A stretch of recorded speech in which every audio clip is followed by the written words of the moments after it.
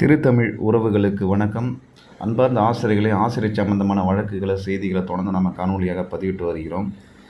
அந்த வகையில் நம்ம இன்றைக்கி என்ன பார்க்க போகிறோம்னு கேட்டால், திங்கட்கிழமை வரக்கூடிய ஒரு வழக்கு குறித்து தான் நம்ம காண உள்ளோம். 1/7/2024 அன்று ஒரு வழக்கு வருது.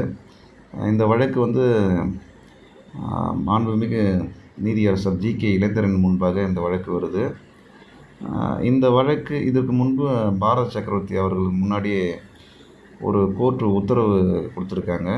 தீர்ப்பு கிடையாதுங்க, ஒரு உத்தரவு கொடுத்துருக்காங்க. அந்த உத்தரவு குறித்தும் இந்த காணொலியில் காண உள்ளோம். வாங்க காணொலிக்குள்ளார போகலாம்.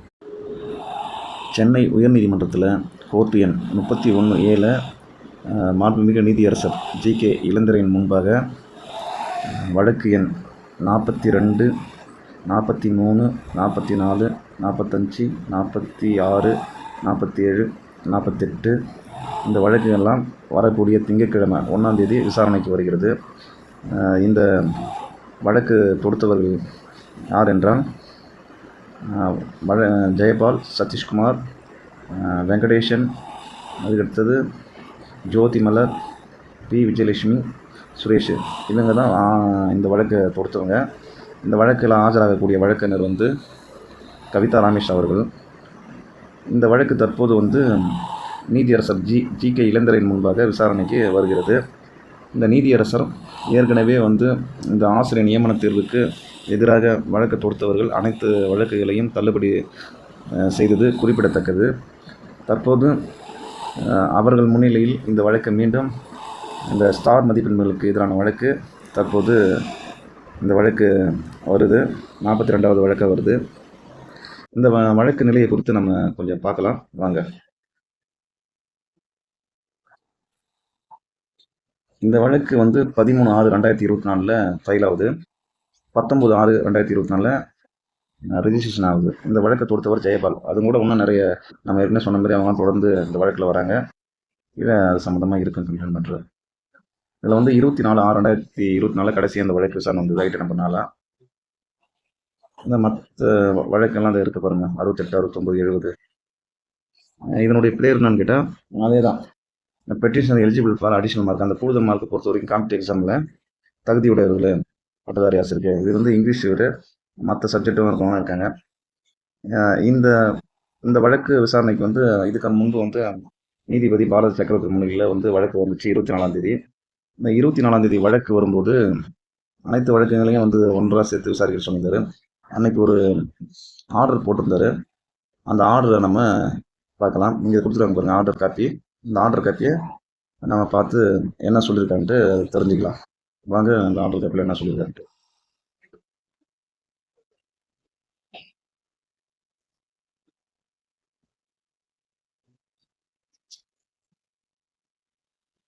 இதுதான் அந்த ஆர்டர் காப்பி. இதில் அவர் என்ன சொல்ல வரான்னு கேட்டால், ஃபஸ்ட்டு பரவாயில்லன்னா சொல்லியிருக்காங்க கேட்டால், இந்த வழக்கில் ஒரு 2 விதமாக கருதுறாரு. என்னன்னு கேட்டால், நிறைய கொஸ்டின்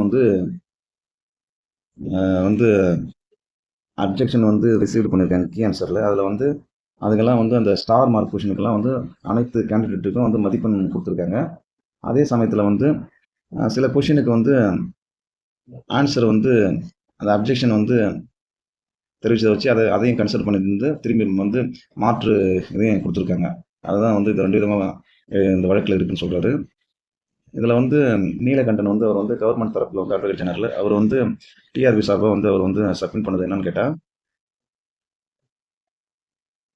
ஃபஸ்ட்டு டென்டென்ட் கீ கொடுத்து அதை அப்ஜெக்ஷன் ட்ராக்கர் மெத்தடில் அப்ஜெக்ஷன் தெரிவித்து அது ஒரு எக்ஸ்பர்ட் கமிட்டி மூலமாக ஃபைனல் கீ ஆன்சர் இது பண்ணியிருக்காங்க. அந்த ஃபைனல் கீ ஆன்சரில் எல்லாருக்கும் ஸ்டார் மதிப்பெண்கள்லாம் தப்புன்னா அது எல்லாத்தையும் ஸ்டார் மதிப்பெண் அனைவருக்குமே மதிப்பெண் கொடுத்துருக்காங்க. அதே சமயத்தில் அப்ஜெக்ஷன் தெரிவித்ததில் கரெக்டான ஆன்சர் டிஃப்ரெண்ட் மாறுபட்ட ஆன்சர் அதையும் நாங்கள் மாற்றி சேஞ்சு கரெக்ட் ஆன்சர் நாங்கள் கொடுத்துருக்கோம் அப்படின்னு சொல்லியிருக்காரு. 3வது பரவாயில்ல என்ன சொல்கிறான்னு கேட்டால், அப்ஜெக்ஷன் தெரிவிக்காத ஒரு கேண்டிடேட்ஸ் இந்த கோர்ட்டு மூலம் அப்ரோச் பண்ண முடியாது. டென்டென்டிக்கு விடும்போது அந்த அப்ஜெக்ஷன் தெரியாத கொஷினுக்கு தெரிவிக்காத விண்ணப்பர்கள் இந்த கோர்ட்டு மூலம் அப்ஜெக்ஷன் தெரிவிக்க முடியாதுன்னு சொல்ல வராங்க. 4வது வந்து இது என்ன சொல்லியிருக்காங்கன்னா, அந்த செகண்ட் சப்மிஷன் அதாவது வந்து 2வது வந்து அப்ஜெக்ஷன் இது பண்ணும்போது, அந்த ரிசீவ்டு டென்டென்டிக்கு வந்து அந்த சேஞ்ச் பண்ணுறதெல்லாம் வந்து அந்த எக்ஸ்பர்ட் கமிட்டிக்கு தான் வந்து இருக்குது, அதுக்கான உரிமை இருக்குது. அதை வந்து கோர்ட்டு முன்னாடி வந்து இவங்க வந்து சேலஞ்சு பண்ணலாம், எக்ஸ்பர்ட் கமிட்டிகிட்ட வந்து சேலஞ்ச் பண்ணலாம். ஆனால் கோர்ட்டு வந்து அந்த எக்ஸ்பர்ட் முடிவை மாற்றக்கூடாதுன்ட்டு அவர் வந்து அந்த வாதத்தை வச்சிருக்காரு. இது அப்புறம் வந்து 5வது பேரல் என்னன்னு கேட்டால்,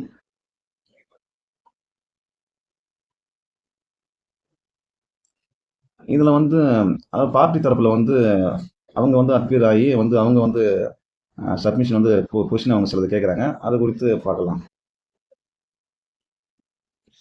ஆசிரியருக்கு ஆதரவான வந்து வக்கீல் வந்து வழக்கறிஞர் வந்து என்ன சொல்றாருன்னா, பிரிண்ட் மிஸ்டேக் இருந்தாலும் அதனால் வந்து பெட்டிஷனருக்கு வந்து அனைத்து அதாவது இந்த ஸ்டார் கொஸ்டினுக்கு வந்திருந்தாலும் அனைத்து மதிப்பெண்களும் வந்து எல்லாருக்கும் ஒரு மார்க் கொடுக்கும்போது இதனுடைய வந்து அதாவது தவறு வந்து இருக்கும்போது மிகப்பெரிய இடைவெளி ஏற்படும் கேண்டிடேட்ஸுக்குள்ளார.